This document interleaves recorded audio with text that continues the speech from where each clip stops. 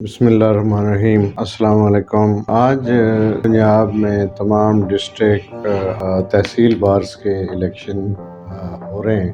خاصی گہما گہمی ہے۔ وکالت ایک ایسا پروفیشن ہے جس میں بہت زیادہ رکھ رکھاؤ ہے۔ جب کوئی کینڈیڈیٹ وکیل آتا ہے اور درخواست کرتا ہے ووٹ کے لیے تو اس سے یہ پوچھنا کہ آپ کا منشور کیا ہے یا آپ کیا کریں گے بار کے لیے یا عام وکیل کے لیے، تو یہ سوال عام طور پر ڈائریکٹ کوئی نہیں پوچھتا، لیکن یہ ہر وکیل کے ذہن میں یہ سوال ہوتا ہے۔ اور ووٹ وکلا کاسٹ کرتے ہیں، لیکن ایک بڑی تعداد ہے وہ ووٹ کاسٹ نہیں کرتے، تو لیکن کسی نے کی وجہ کو تلاش کرنے کی کسی نے کوشش نہیں کی۔ یہ ضروری بھی نہیں سمجھا جاتا ہے، کینڈیڈیٹ بھی ضروری نہیں سمجھتا کہ چلو جی تھوڑے لوگ ہوں گے تو ان میں سے جو زیادہ جس کی تعداد ہے وہ سکسیسفل کہلاتا ہے۔ میں مثال کے طور پہ کہتا ہوں کہ فرض کیا 15,000 اگر وکیل ہیں ایک بار کے فار ایگزامپل، اور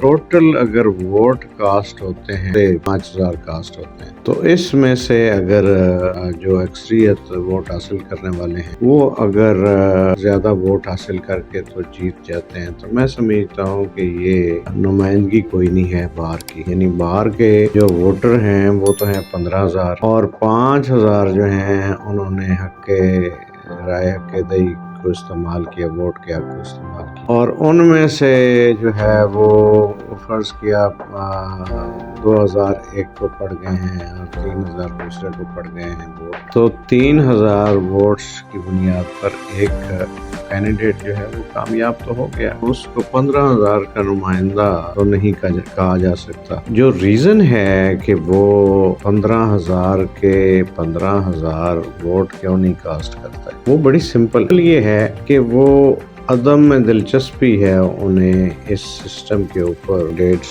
وکلا کے کینڈیڈیٹس کو جب آپ ملتے ہیں تو آپ سب یہ نوٹس کرتے ہوں گے کہ وہ درخواست تو کرتے ہیں، اپنا ایک کارڈ پیش کرتے ہیں اور کہتے ہیں جی ہمبل ریکویسٹ ہے فار ووٹ اینڈ سپورٹ، جی، اور بڑی خوبصورت سی اسمائل پاس کرتے ہیں جب وہ کینڈیڈیٹ ہو۔ یہاں ایک بات تو یہ ہے کہ جو ہی ان میں سے کوئی جو منتخب ہو جاتے ہیں تو اس کے بعد ایک دم ان کا رویہ تبدیل ہو جاتا ہے اور ان کی پرائرٹیز تبدیل ہو جاتی ہیں۔ اس کی بڑی وجہ یہ ہے کہ وہ اپنے الیکشن کے اوپر کام کر رہے ہوتے ہیں اور ان کے پاس کوئی پروگرام نہیں ہوتا پوٹینشیل۔ کہتے تو ہیں جی کہ ہم بار ویلفیئر آف دی بار اور وکلا کی ویلفیئر کے لیے کام کریں گے، لیکن پریکٹیکلی اگر آپ دیکھیں تو کوئی کام نہیں ہو، وکلا کو کوئی سہولت نہیں ہے، یعنی یہ ایک انتہائی پڑھا لکھا اور طبقہ ہے اور اس میں بڑے ذہین فطین لوگ ہیں۔ اب وہ کیا کرتے ہیں کہ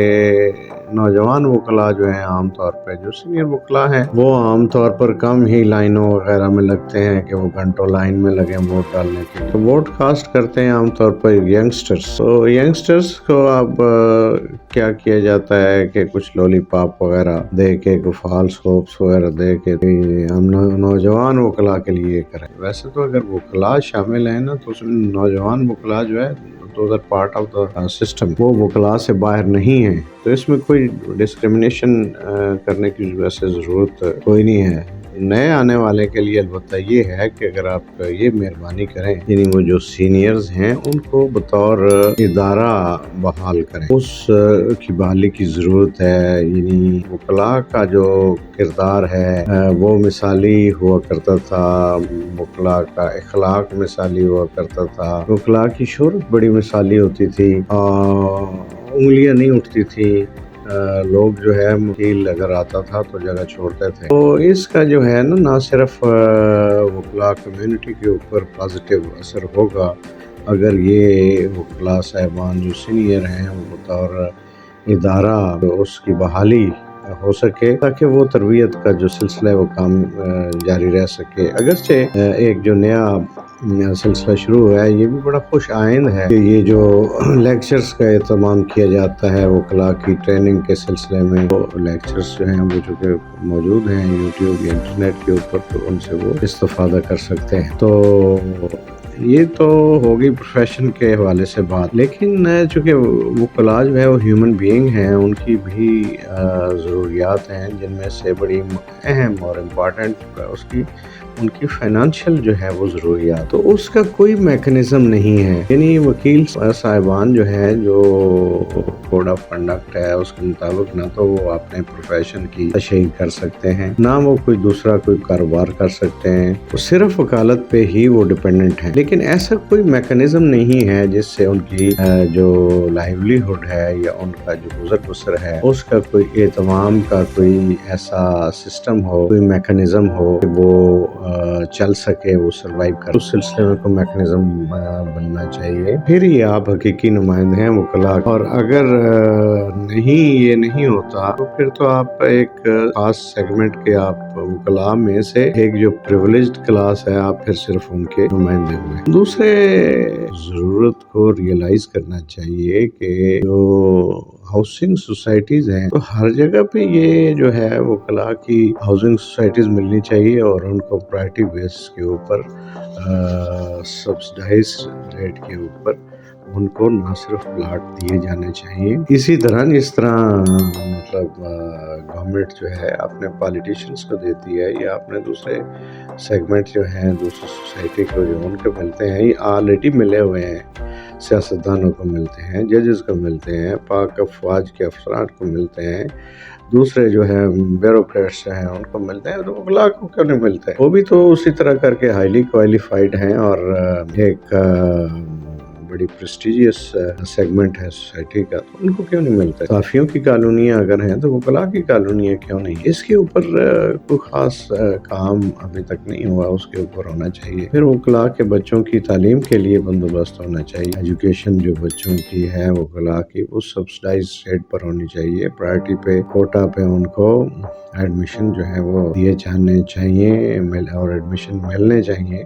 یعنی ہر ادارے میں وکلاء کے بچوں کا ایک ریزنیبل ان کا کوٹا ہونا چاہیے، تاکہ سب وکلاء کے بچے اکاموڈیٹ ہو سکیں اور سب شعبوں میں وہ جا سکیں. اسی طرح وہ بھی پھلیں پھولیں اور ترقی کریں جس طرح باقی سیگمنٹس ہیں. اور بھی بہت سارے فیلڈز ہیں جن پہ کام کرنا چاہیے، اور خاص طور پہ وکلاء کے چیمبر جو نئے کمپلیکسز بنے ہیں، جوڈیشل کمپلیکسز، عام طور پر وہاں پر بہت جگہوں پر بڑے وکلاء کے پریسٹیجیس چیمبر جو ہیں وہ موجود ہیں، اور وکلاء بڑے ریسپیکٹیبلی وہاں پر بیٹھ کر تو اپنی پریکٹس کر رہے ہیں. لیکن آپ لاہور میں اگر دیکھیں تو سول کورٹ میں بھی اور سیشن کورٹ کے اندر بھی، ایون ہائی کورٹ کے اندر بھی وکلاء جو ہے وہ بیٹھے ہیں. عرف عام میں جن کو کہتے ہیں وہ اپنی، ویسے احتراماً ہم تو سیٹ کہتے ہیں لیکن لوگ اس کو کہتے ہیں پھٹا لگا کے بیٹھے ہوئے ہیں. تو اس کے اوپر غور ہونا چاہیے. وکلاء کے چیمبر بننے چاہیے. بڑی بڑی عمارتیں جو ہیں وہ بنی ہیں، لیکن اور چیمبر بھی بنے ہیں جوڈیشل کمپلیکس میں، لاہور کے اندر بھی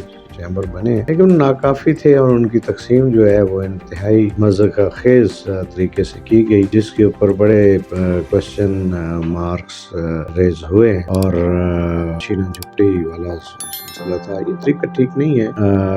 مطلب اس کو پراپر طریقے سے اس کی الاٹمنٹ کی جانی چاہیے تھی، اور جو اکاموڈیٹ ہو جاتے ٹھیک، اور جو رہ جاتے ان کو اکاموڈیٹ کیا جانا چاہیے تھا. اور اس کی جو نیڈ ہے اس کو ریئلائز کیا جانا چاہیے کہ ہمیں کتنے دفاتر چاہیے، کتنے وکلاء کے لیے چیمبر چاہیے، کتنے انرول ہو گئے ہیں، کتنے لاہور میں پریکٹس کر رہے ہیں، تو ان کو سب کو اکاموڈیٹ کیا جائے. بے شک ایک چیمبر میں تین ہم خیال دوستوں کو اگر آپ اکاموڈیٹ بھی کر دیں تو بھی اس میں کوئی حرج نہیں ہے. وہ مطلب نظام جو ہے وہ چلایا جا سکتا ہے. تو ایک تو یہ ہونا چاہیے کہ کوئی ڈسکریمنیشن نہیں ہونی چاہیے، اور دوسرا سب وکلاء جو ہیں ان کو اکاموڈیٹ کیا جانا چاہیے. ان کی جو نیڈز ہیں ان کو آئیڈینٹیفائی کرنا چاہیے، اور جو الیکشن کنٹیسٹ کر رہا ہے، جو بطور کینڈیڈیٹ جس نے اپنے آپ کو پریزنٹ کیا ہے، اس کو ادراک ہونا چاہیے کہ مسائل کیا ہیں عام وکلاء کے یا عام وکیل کے، اور پھر اس کے پاس کوئی پروگرام ہونا چاہیے اس کو حل کرنے کا. وہ بتانا چاہیے چاہیے ان کو یہ جو فنکشن کرتے ہیں یہ بات کا اس میں کوئی پوٹینشیل ان کے پاس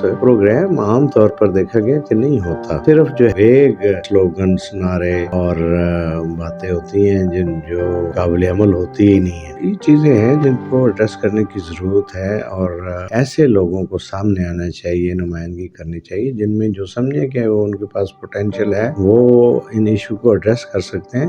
چلو پورے نہ ہوں تو چلو 80% 90%، اب دیکھیں نا نگ جو ہے وہ کھانا پوری نہیں ہونی چاہیے۔ جس طرح ہاسپٹل جو ہے وہ بڑے عرصے سے اس کے اوپر ووٹ لیا جا رہا ہے، دیا جا رہا ہے۔ آپ ہاسپٹل آپ دیکھ لیں تو ایک وہاں پر کوئی جونیئر ٹرینی ڈاکٹر ملے گا آپ کو بھی کبھی، یہ جو لوئر کورٹ کے پاس، اور وہاں پر دوائیوں کا یہ عالم ہے کہ آپ کو پیناڈال بھی نہیں ملے۔ تو پریکٹیکل کام کرنے چاہیے جس میں واقعی جو یہ ضرورت تو ہے، جو علاج معالجہ اور ہیلتھ کا ایشو ہے، دس از ویری امپورٹنٹ، یہ فیسلٹی بھی وکلاء کو ہونی چاہیے۔